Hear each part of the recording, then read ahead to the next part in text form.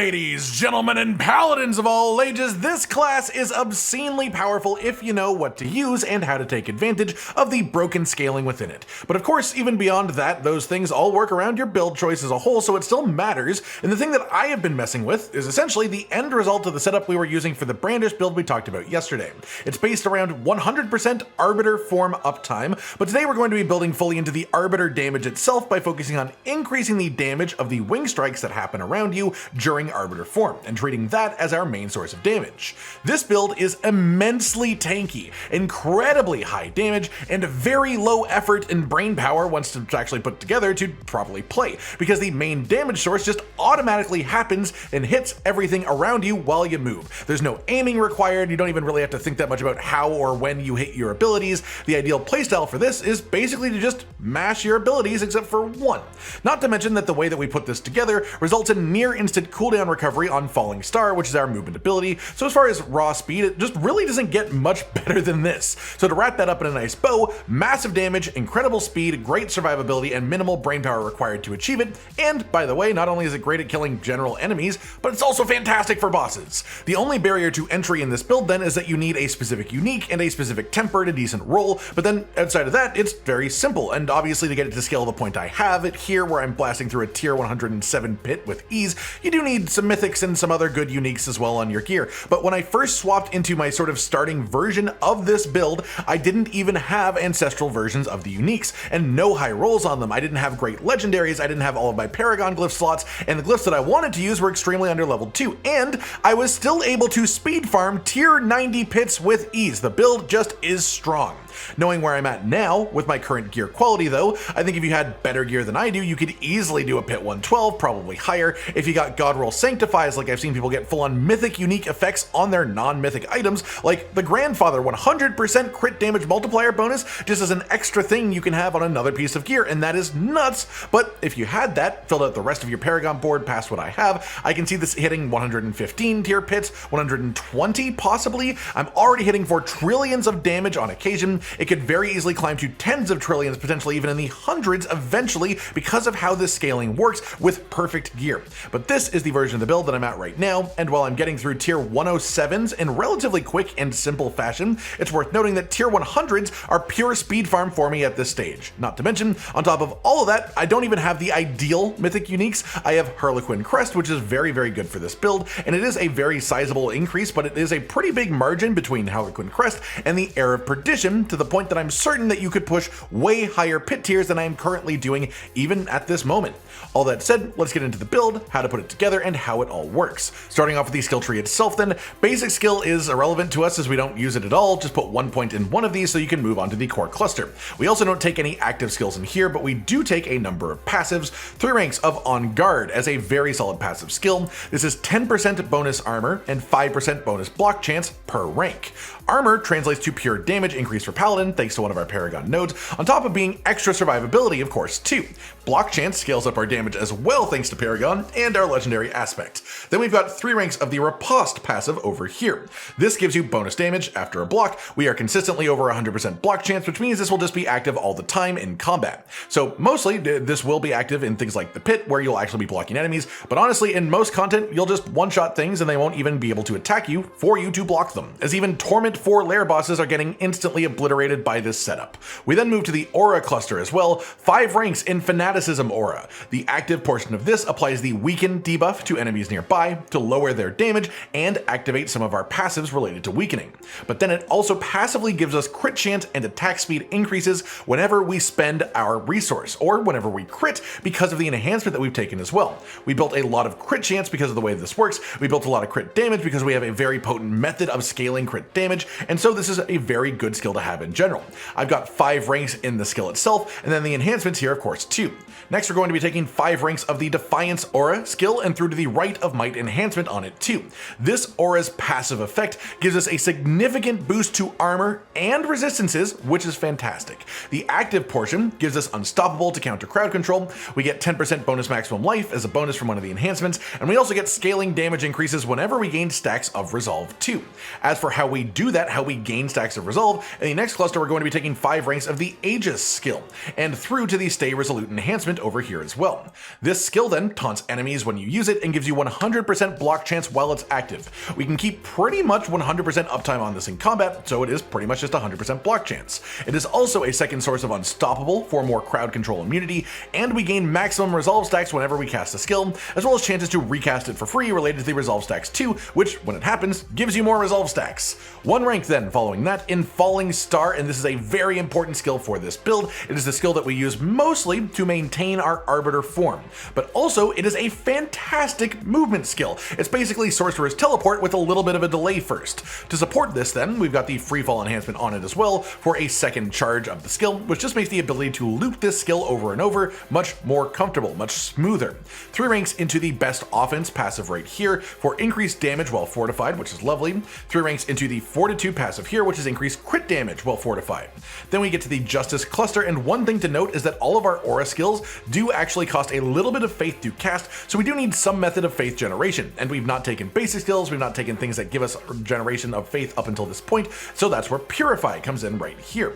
This will daze enemies around you. The Forced enhancement makes it give you resource for each enemy you hit with this skill, and because of our setup, we can cast this skill very frequently, like pretty much every second or two, which means that you will never have resource problems, and you will be applying constant crowd control.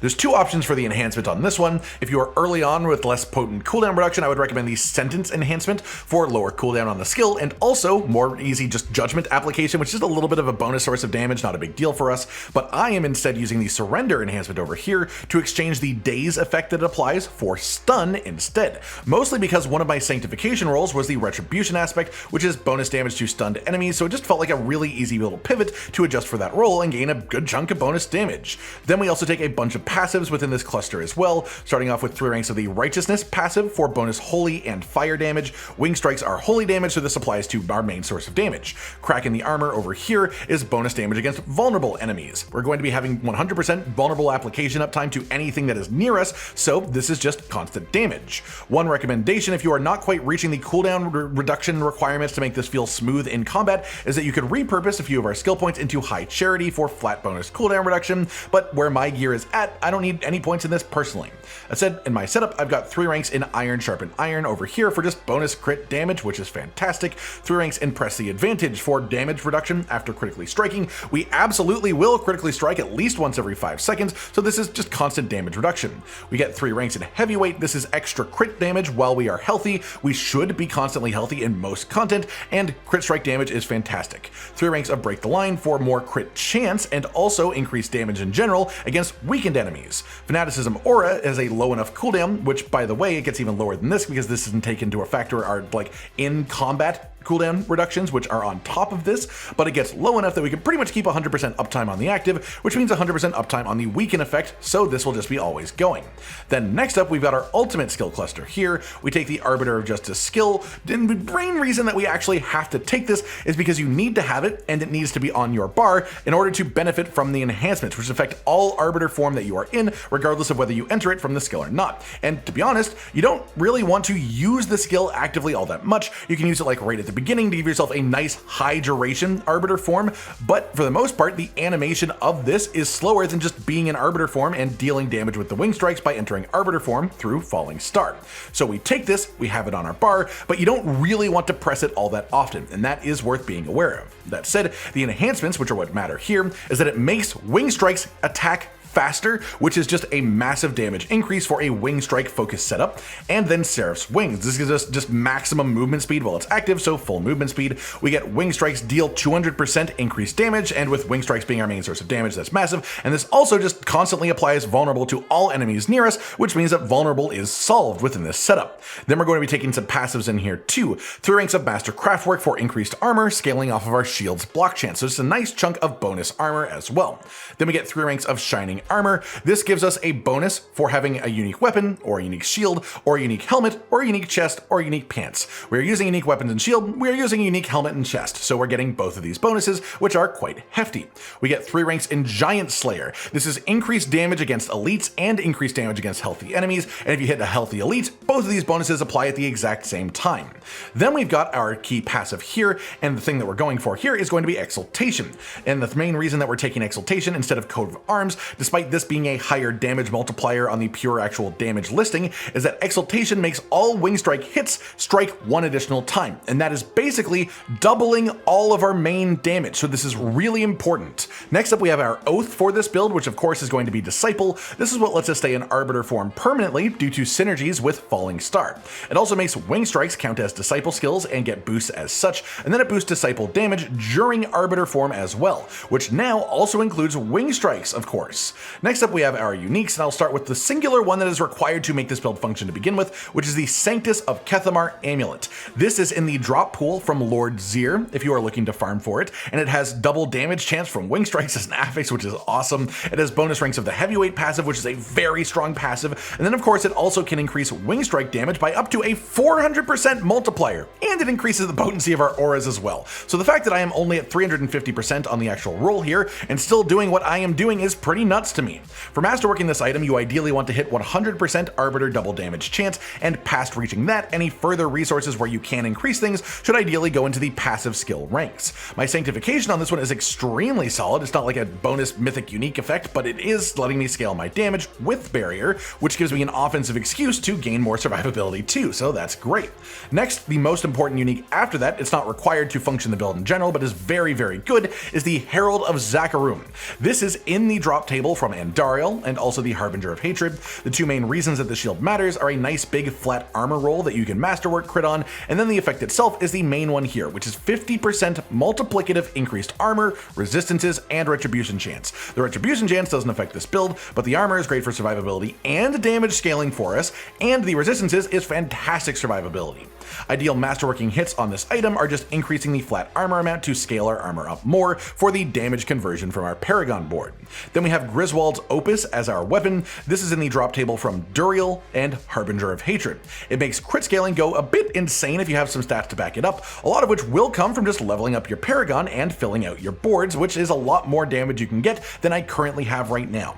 It does this through its unique effect though, dealing direct damage increases crit damage per stack up to 100% maximum multiplicative, which, to be clear, is the equivalent of the Grandfather Mythic Uniques effect, when that is actually fully up and running at least, but also this will give you lucky hit chance to heal when you crit, and refresh the buff duration too whenever you crit. Ideal affixes on this to hit with masterworking crit is the heavyweight passive ranks for extra damage from that as well, and then this item I have my Retribution aspect Sanctify on, which is a solid roll to have gotten too, but it can still improve. It can be better than that. You can get luckier than I have here. Next up then we have our Mythic Uniques in this build, and to be clear, you do not need Mythic Uniques to function. They just scale up the damage a large amount once you have them, and the survivability too. If you do not have Mythic Helm or Chest to fill those slots, just use Legendaries with armor affixes and armor increasing legendary aspects on them, and you will still be extremely potent even without them. That said, the Shroud of False Death on your chest is incredible. Paladin passives are very, very strong, and getting 1 rank of every one of them is a massive damage increase and a massive survivability increase. The all stats is nice, the max life is nice, but the main benefit of this piece by far is the bonus passive ranks. Then for the helmet, it slightly depends. In the vast majority of situations, and especially for trying to speed farm with this, the Harlequin Crest is the best option. Solid flat armor affix, massive cooldown reduction to let us spam our abilities a little bit more, and then the effect itself being a 20% damage reduction and +4 ranks for all skills is just really solid. For something like pure pit pushing specifically, trying to get as high tier runs as you can, it would be better to have the Air of Perdition Mythic Unique instead. I do not have that one myself yet, which again is another thing where I'm quite happy to be blasting through 107s without it, and the stat that you want to hit with masterworking upgrades on the Harlequin Crest is just the pure flat armor increase to scale that up a bit more. If you have Air of Perdition instead, you want to focus the big crit chance affix so you can hit 100% crit chance easier than we have to do in this version. Then for our legendaries, let's start with our rings. Tyrael's Jurisdiction aspect is up to 240% increased wing wing strike damage, and it makes them essentially a homing attack as well, because why not? It just makes it even better. That said, it's unbelievably important for this build. My other ring has the Celestial Strife aspect, which gives increased vulnerable damage while in Arbiter form for every enemy that you kill without leaving the form. Because we are staying in Arbiter form essentially permanently while we are pressing buttons, this becomes a constant massive damage bonus after you have built it up a little bit at the start of an activity. For most things, this doesn't even matter really. Again, I obliterate Torment for lair bosses without a single stack from this buff, but for the pit, it means you do have to work a little bit for your first 50 kills, and then you get the full massive bonus from this for the entire rest of the activity length. It is just fantastic. For both rings, your ideal stats are strength, attack speed, maximum life, and then the final slot either cooldown reduction or critical hit chance. Crit chance is better if you have the Harlequin crest because it has a lot of cooldown reduction. Cooldown reduction is better if you don't have the mythics, and cooldown reduction is also better if you have Air of Perdition too. Then the temper affixes on both your rings should be wing strike damage, which is the main thing that you want to aim for with your masterworking affixes if possible, as I am getting a ton of bonus wing strike damage from these rolls. For my gloves, the Ascension aspect here, this gives you stacking increased damage every time that you use a skill that would put you in Arbiter form while already in the form. So once you've used Falling Star 10 times in a row, you will gain maximum bonuses from this until the form falls off. And the thing is, we are spamming Falling Star, so you just get this built up really quick like the previous one, and then it stays on for the remainder of the activity. You will only ever exit Arbiter form if you stop pressing buttons. The ideal affixes on your gloves here would be armor, maximum life, strength, and then cooldown reduction, and masterworking hits would ideally be on wing strike damage from the tempering affix here too, which I have just a load of on these gloves. For the pants, we have the Indomitable aspect, which just provides a massive amount of armor converted from your block chance, and this does count your block chance if it goes above 100%. Just to show you, I'll activate Aegis here and then hover over it again. We are over 100%, and we hit more than what the maximum bonus should be from this because we are over 100% block chance, so you can get massive amounts of bonus armor from this aspect. Aside from that, on this piece you want strength, maximum life, armor, and then all resistance would be the ideal fourth affix. For tempering, the ideal choice would be ranks 2 on guard, the passive that gives bonus armor and block chance, but these pants are just irreplaceable to me right now because of the rolls that I have. But put simply, when getting the build rolling, you want pants to have Arbiter duration like I have here, but once you get a good enough roll of that temper on your boots, you do not need it on your pants anymore, and so you can do better things with the pants temper like the on guard passive. That said, ideal masterworking hits are either the on guard passive temper if you do have that on them, or just flat armor if you don't. Then on your boots, we have the Wild Bolt aspect for occasional pulling in of enemies, and a damage increase whenever that happens. For the affixes on this, you have strength, maximum life, armor, and then I've got movement speed here, but you don't actually need movement speed because of the way that Arbiter form works, but what would be better to have is more all element resistance to boost your toughness. And then this is the piece that you want Arbiter duration to be your temper on. If you can get a good roll of Arbiter duration on your boots, not even like a full greater affix, just a decent roll on the base tempering affix itself, you can then stay in Arbiter form permanently in this setup with just a little bit of cooldown reduction. My personal Arbiter duration is heavily overkill. I want to make that clear, so do as I say, not as I do in this specific case. For masterworking increases on the boots, aim for the flat armor roll once again as it scales our survivability and our damage. That said, that's the gear itself, so to go over the runewords and gems that we have inside of them, diamonds in the jewelry for all element resist, rubies in the spare armor slot for strength, emerald in the weapon for crit damage as we can scale through the weapon's unique itself to make the crit damage even more potent. Then we have our runewords as well. Sir Gar is what I'm using right now here, but if I had Air of Perdition instead of Harlequin Crest, this crit chance would be overkill, so I would replace the Gar with the Ohm rune instead, which casts Barbarian Warcry for bonus damage. My other rune word is Igni with Q for barrier generation, which I partially do because of my conceded aspect Sanctify on the amulet, but the barrier from this alone is worth a lot of bonus survivability in the setup in general if you are aiming to do high tier pit runs. If you are not looking to do highly challenging content, if you don't care about that extra survivability, you can replace the Q here with a Vex rune, which will give you bonus skill ranks. That doesn't change our main damage source, it doesn't affect the wing strikes, but it does increase stuff like the crit chance and attack speed that we get from Fanaticism aura, or the armor scaling from Defiance aura too, so it's still very good to have. Next up then we have our divine gifts within this setup, and just to go over this really quick, there are very few things here that actually matter for the build. The two that really do are Essence of Lies from Belial in Purified slot for passive fortified generation, then Essence of Sin from Asmodan in Purified slot for increased armor. For mercenaries, we're going to be having Over here, as our main friend here, right side tree gives you bonus resistances, which is big if you need more survivability. Otherwise, go through the left side tree for the extra armor and the extra damage that will give you. Then past that, we also have our reinforcements, for which we're going to be having Variana, and we're going to have her set to be using the Bloodthirst skill, which grants us attack speed whenever she uses it, and we'll have her set to use it whenever we cast a skill. The idea being she'll use it as frequently as possible, we'll get some bonus attack speed, and that's just nice, honestly. Then to round things off, we do of course have our Paragon board set up as well, which is going to be quite the thing to go through. I am almost Paragon 200, so I am still very far away from a finished board. There are a lot of things that I want to have, but have not been able to path to yet, or take even in clusters that I'm already at, because my main goal here was focusing on getting to the legendary nodes, because legendary nodes on Paragon are freaking insanely powerful, and getting to the glyph slots themselves so we can have our glyph sockets in, and then activating the secondary effects of the glyphs. If you have more Paragon than I do, you would want to fill out all of these lovely important nodes that are near things that we already have. You would want to fill out all the nodes around the important glyphs, like the Spirit glyph right here. You would be able to scale a lot of crit damage from filling in the willpower in this area, and getting the crit damage from this would then multiply even further through our weapon unique, which is just a lot of damage that I don't have yet, but this build would scale with. So again, this has a lot of room for upward growth even still. That said, let's start off with our starting board today, and we're going to be going up the left side here through the Tenacity node to get to the glyph socket itself, and as we sort of spoiled a little bit, we're going to be putting in the Spirit glyph here. This gives you increased critical strike damage for every willpower node you take in range, and also the secondary bonus is just general increased damage multiplier against enemies for the more crits they take, up to 15%. So you hit an enemy a few times with high crit chance, and you're just doing 15% more damage to them consistently.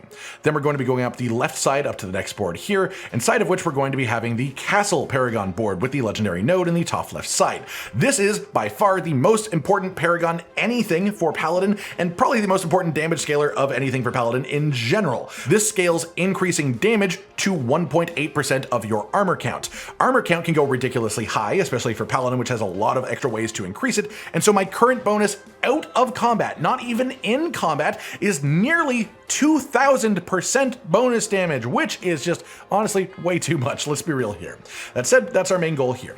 We go up and around through the glyph socket here to get the Apostle glyph in this slot. This gives us bonus disciple skill damage, which does count for wing strikes, and it also, as a secondary effect, once activated, gives us additional damage to vulnerable enemies with disciple skills, which again does count for wing strikes. Then we go up through the middle like so in the most efficient way that I could to get to the legendary node itself and fill that out as well for the massive damage increase.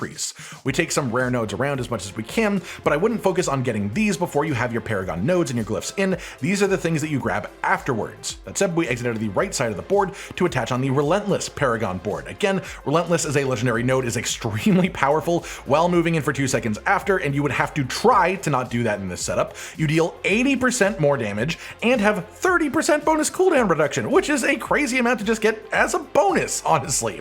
That said, we go over to that legendary node because we want that legendary node. We also go over to the glyph socket itself, and in the glyph socket we have the Canny glyph. This increases non-physical damage. Wing strikes are non-physical damage, so it does increase that. The secondary effect of this makes you get a stacking damage effect on enemies. Every time you hit them with non-physical damage, they take more non-physical damage. So again, like the Spirit glyph we talked about earlier, after a few hits, this just means that you're doing 15% more damage. Simple as that.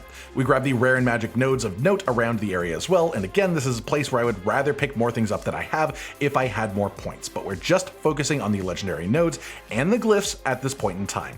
Then we're going out to the right side of the board, and we're going to be attaching on the Divinity Paragon board. This gives you 90% multiplicative increased damage against vulnerable enemies while you're in Arbiter form. Enemies will always be vulnerable. We will always be in Arbiter form, so this is a 90% damage increase, just straight up, very, very potent. We're going to be going through the middle of this board because it's the most efficient path to take, then down around to the legendary node, and then up around to the glyph socket, inside of which we're putting in the Resplendence glyph. This gives you bonuses to all magic nodes in range. The magic nodes on this board, or in the range of this at least, are bonus damage and bonus vulnerable damage, which are all very useful things to have for us. We're going to be getting the additional bonus here, which is casting an aura skill, reduces the active cooldown of every skill that isn't an aura by 2 seconds. This is the main reason why we can purify so frequently, why we can keep 100% uptime on Aegis. It's because anytime we hit an aura skill, we reduce the cooldowns of our other skills, and and we have 2 aura skills with very low cooldowns themselves. Then past that, we go to the top side of this board, where we'll be attaching on the Shield Bearer board as our final one here. This one is again extremely important. You deal damage equal to 110% of your block chance, and this one does cap at 100% block chance, so you can't overcap it. It is just, though, 110% bonus damage just straight up, so that's very hard to say no to, even if it is capped. That said, we go up to the legendary node itself first because that is very important. Then we round off through the rare node here for extra block chance to stack that up and block damage reduction, which is nice. And then we get the glyph socket. Finally, our final glyph is going to be Arbiter. For every 5 willpower purchased in range, you get bonus damage with your wing attacks, and the additional bonus is that you deal increased damage for each second you've been in Arbiter form, up to 18%. So let's just put this simply again, Arbiter form is permanent, so after 6 seconds of combat, you will have 18% bonus damage for the rest of combat. Simple as that. And that's the Paragon board as I have filled it out right now. It is again extremely potent. We get a lot of power from this, but there's still a fair bit more to gain by just filling out those magic nodes or some of the rare clusters that I've not been able to grab yet, like this one over here, just as one example. That said, with all of that covered then, let's very quickly go over the how to play this build. Starting with Arbiter form, you can use the ultimate to initiate for long duration, but you can also just start the combat with Falling Star, and then the loop will not break regardless. Hit your aura skills on cooldown as well as Aegis to try and keep full uptime on those. Hit Purify to apply crowd control and generate some resource. Otherwise, just spam Falling Star while moving around to keep Arbiter form active and stay near enemies to actually do your damage. As well, I'm not 100% sure on this because it's a bit inconsistent to be able to properly test, but I could swear that there is a part of the Falling Star animation where you are immune to being hit by damage, and so the ability to spam this skill feels even tankier than when you aren't spamming this skill. But that is more of a feelycraft thing than anything else, so I'm not fully sure on that. That pretty much does it for today then, everyone. Your guide to the Wingstrike Arbiter of Justice Paladin build. Massive power, fantastic speed farming, not really any negatives at all unless you just want to think more when pressing buttons, because this really just sort of is a spam everything and win type of playstyle. I hope you've all enjoyed this then, and hopefully you enjoy playing this build in game too if you try it out for yourselves. Like it if you liked the video, subscribe and hit the notification bell for more, and most importantly, ladies and gentlemen, until next time, stay sweet. Josh, Cotton, and Hollow with the videos, dropping the humor like a hammer on your tippy toes, bringing entertainment on a daily arrangement to take our insanity and turn it into entertainment. Yes, I said entertainment twice, to reiterate that it is nice to look into your faces on a mostly daily basis when you let us in your homes to make the whole world a stage. Goodbye.